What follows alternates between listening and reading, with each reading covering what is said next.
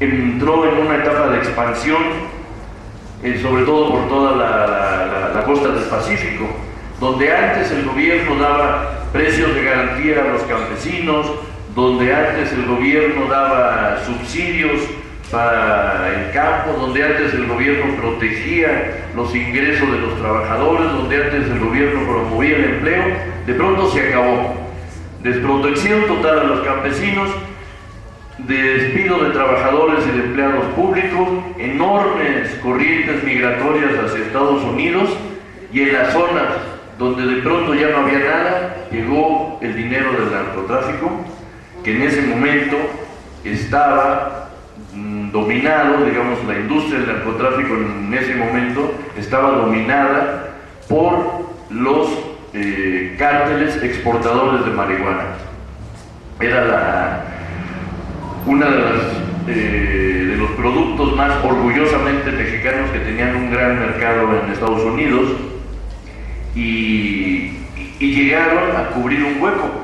A lo mejor ustedes recuerdan que por ahí de 1985-86 descubrieron en Chihuahua un rancho gigantesco sembrado de marihuana, y que lo dirigía como una industria un señor de Guadalajara que se llamaba, de Sinaloa, que se llama, porque vive todavía, Rafael Caro Quintero, que era todo un personaje peliculesco, que después huyó a Costa Rica con la sobrina del gobernador de Jalisco, con Sarita Cosío, que era una muchachita preciosa de 20 años, y la policía los agarró en Costa Rica.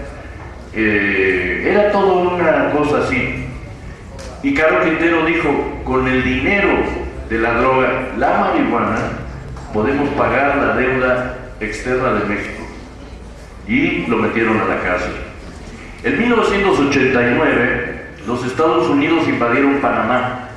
¿Y por qué invadieron Panamá? Porque el país que estaba al norte, al sur de Panamá, que es Colombia, el gran productor y exportador de cocaína, había utilizado a Panamá como plataforma para exportar su polvo blanco a Estados Unidos a través del Caribe, y para lavar dinero. En Panamá estaba lleno de empresas y de negocios y de industrias y demás que perdían dinero, pero que lo lavaban para el narco, ¿no? Y los narcos tenían en esa época, me acuerdo, una regla que decía que por cada $100 que metían en un negocio, por cada $100 del narcotráfico que metían en un negocio, les devolvían 80 limpios, ¿no? Entonces realmente el margen de ganancia era de pérdida era del 20%, y las ganancias eran enormes. Pero en 1989 a Estados Unidos, que le estaba costando mucho dinero la industria del narcotráfico, porque salían muchos dólares de Estados Unidos, o sea, la gente en las calles pagaba para comprar cocaína colombiana, y los narcos colombianos sacaban ese dinero a través de Panamá, y ese dinero no pasaba por el fisco estadounidense, y eso estaba causando realmente estragos en las finanzas de Estados Unidos. Entonces Bush decide invadir Panamá, detener al presidente de Panamá, que era el general Noriega, el cual sigue preso todavía, y destruye toda esa ingeniería que servía para lavar dinero del narco en Panamá. Entonces, ¿qué hacen los empresarios colombianos, los narcotraficantes colombianos? Pues se pasaron a México, ¿no? Entonces todos los negocios de lavado de dinero que había en Panamá saltaron a México.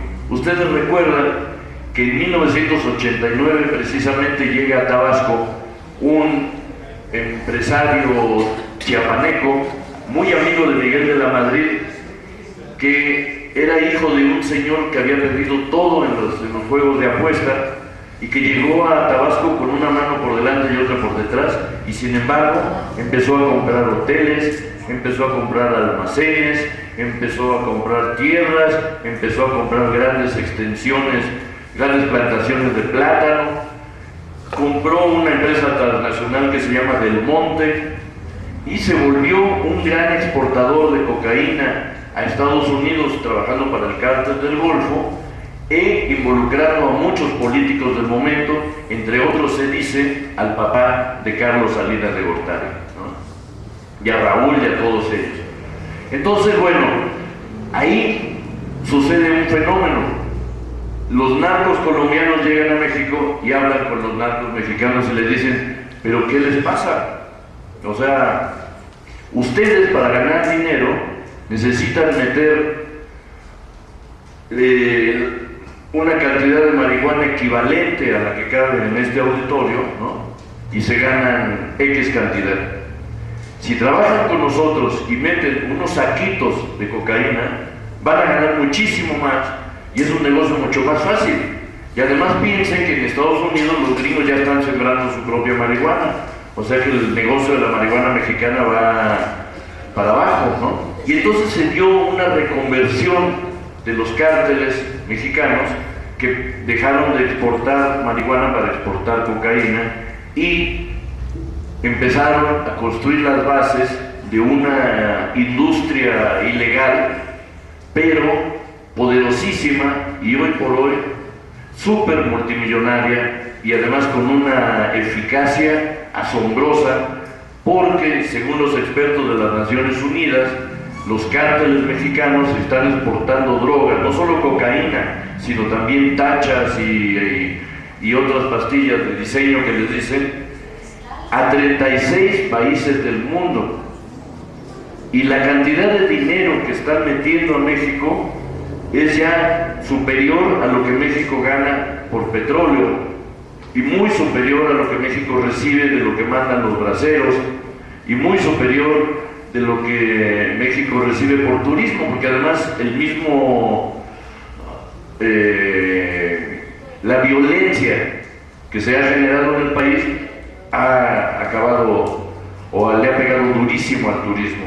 Entonces tenemos ya que, para retomar el hilo del razonamiento anterior acerca de cómo se renovaba la esperanza, tenemos que al terminar el sexenio de Miguel de la Madrid, el priista que tenía la capacidad de renovar la esperanza del pueblo, de renovar la confianza, de darle un nuevo aire a la vida política en México, se sigue llamando Cuauhtémoc Cárdenas.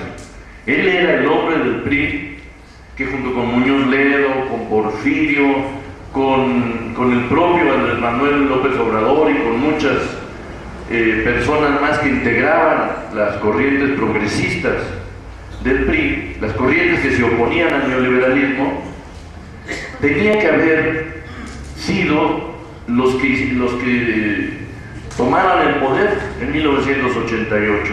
Era como una cosa orgánica, el país estaba listo, el sistema político estaba listo para votar por ellos. Y de hecho así ocurrió. Sin embargo, en las altas esferas del monetarismo y de las finanzas internacionales, en el Banco Mundial y en Londres y en Washington, dijeron que no podía ser que después de Miguel de la Madrid, que había iniciado las reformas estructurales, o sea que había empezado a desmantelar el sistema político mexicano y el Estado nacido de la Revolución, no podían tolerar que viniera un tipo anticuado, según ellos, como Cárdenas, a restaurar el viejo régimen de la Revolución Mexicana. Y entonces, mediante el fraude, impusieron a Salinas de Gortari. Pero la esperanza se renovó a través de Cuauhtémoc y vino ese gran movimiento del 88 que terminó en el fraude, terminó en la derrota y después, como nos enteramos pasado el tiempo, terminó con la negociación secreta entre Cárdenas y Salinas de Gortari. Negociación que le permitió a Cárdenas ser candidato otra vez en el 94 y otra vez en el 2000, pero siendo ya un candidato, un comparsa, ¿no? un miembro de la compañía de teatro creada por Salinas de Gortari y todos ellos, para darle nuevo nueva vida al sistema. Entonces, ¿qué pasa? En medio de este clima, en el 94, ¿quiénes son los que renuevan la esperanza del pueblo? Ya no es Cuauhtémoc, que estaba acabado, no es Zedillo, tal vez en algún momento pudo haber sido Luis Donaldo Colosio, porque echó un discurso a la vieja usanza, hablando en contra de Salinas y poniéndose como si él fuera de otro partido, como hacían los priistas tradicionales en los 50, en los 40, en los 60, ¿no? Colosio en 1994 llega y dice, y voy a acabar con la injusticia y la desigualdad y no sé qué, y Salinas de Gortari se molesta